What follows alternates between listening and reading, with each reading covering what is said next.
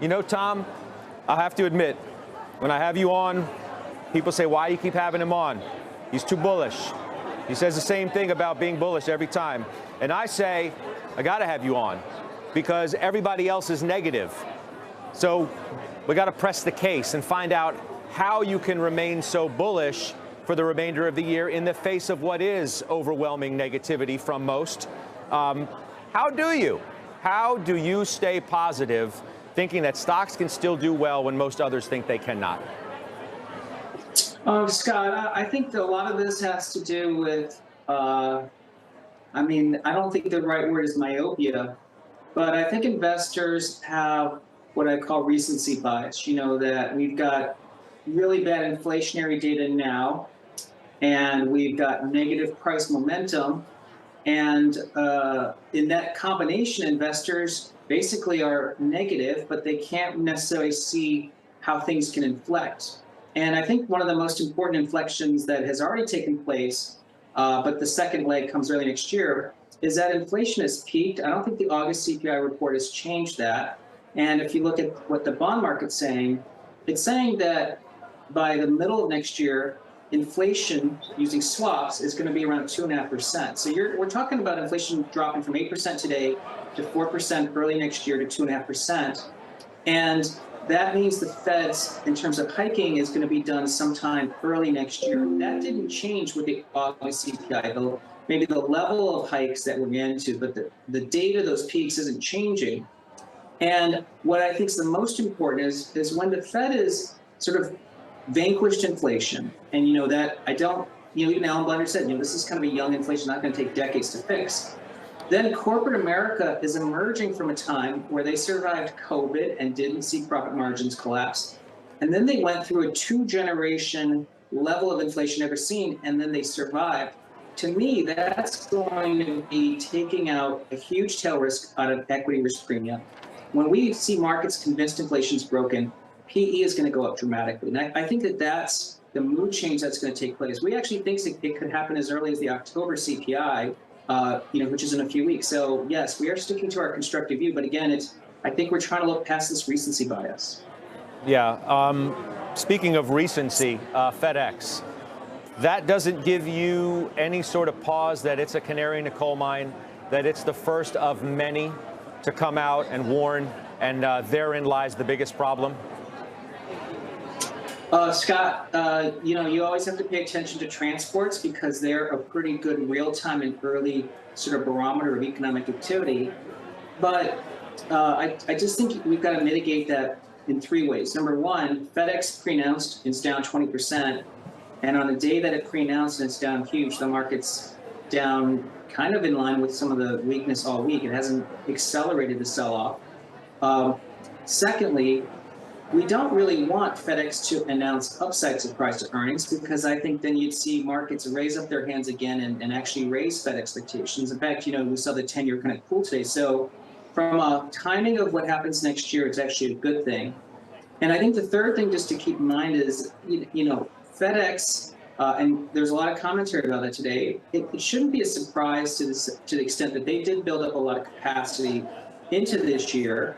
And we've got a slowdown in the rest of the world. And, if investors think that you got to take down earnings for the market because of FedEx, that might be true, to some smaller beta, but they're forgetting that the PE is going to change dramatically when inflation risk is taken out of equity risk premium. Part of the problem of why people are concerned about FedEx is it was just the end of June 20 something or other, where they gave a bullish guide and then said that the macro is deteriorating much faster than they thought. Michael Hartnett at Bank of America points to that today, talks about the possibility of an EPS recession shock, which would be the catalyst for new lows in stocks. Nibble at 3,600, bite at 3,300, gorge at 3,000. The point being, 3,600 is about 300 points lower than where you're at now. Yeah, there's probably some credence to it, but FedEx is not a leading indicator of demand in the sense that consumers have to order and businesses have to order. And I think in some ways what we've seen play out this year is the supply chain's ungummed and companies are now trying to unload inventory to me, that's the movement of a lot less packages. If that caught FedEx flat-footed, that's one thing. If the economy was slowing, credit card data isn't showing a huge drop-off. We had some retail sales that was pretty decent. So it sounds to me like a capacity error more than an economy hitting a wall since June. Well, I mean, the credit card issue is a one in and of itself, too. Credit card data is not going to show a slowdown because more people are putting stuff on their cards right now because they're light on cash and inflation's taking its obvious toll. Let me ask you this. You've said all along to continue to buy technology. Kramer just sat to my left 2 seats away and said he still likes stocks as the best asset class out there, just non-tech stocks. Why should I continue to buy tech in this environment? It seems counterintuitive at best, silly at worst. Well, tech's been caught in the maelstrom. They've been really affected by the change in cost of money.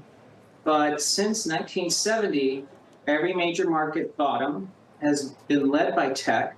So we know why that would happen, because tech really has huge operating leverage as stories. They're generally less levered. And if we're talking about risk premium coming down, they're going to benefit. And I think from a timing perspective, the NASDAQ 100 had 0 stocks advance on September 13th.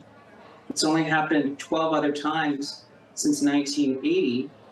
When the market's been down, when the NASDAQ's been down 25% or more, at the time you get that sort of 0 advance or day, the median 12-month return is 60%. The median 6-month return is 30%. So tech is looking pretty timely. But again, I know I'm not saying it's going to turn tomorrow, but for someone to kind of give up on tech here is to really say, 40% of the equity market in the S&P is no longer appealing. And I think that's a mistake. I mean, the way out of inflation is for companies to spend more money on technology. And we see so much innovation. I mean, today's lines out the door to get the iPhone is just an example of tech is, still humming. Lastly, before I let you go, and we do got to go, the Fed next week, what are they going to do? Well, I think that they've gained a lot of credibility. And investors think that Fed has lost credibility. Look at how the market's reacted to Jackson Hole. I think 75 is baked into markets. But I think that what's going to be interesting is the window between now and November, because we are going to get 2 more inflation reports. People think goods inflation doesn't really sway. It's really what drives a disinflation cycle is goods deflating, and that's where we're seeing. So I think in the next 2 months, the Fed could actually start to become less hawkish. But I think September should be, no surprise, 75 basis points and tough talk. All right, we're going to leave it there. Another reason why I like to have you on, Tom. You have conviction in your view, and you answer all my questions. And I appreciate that, and I hope our viewers do as well. We'll see you soon. That's Tom Lee of Fundstrat joining us. It's time for a CNBC News.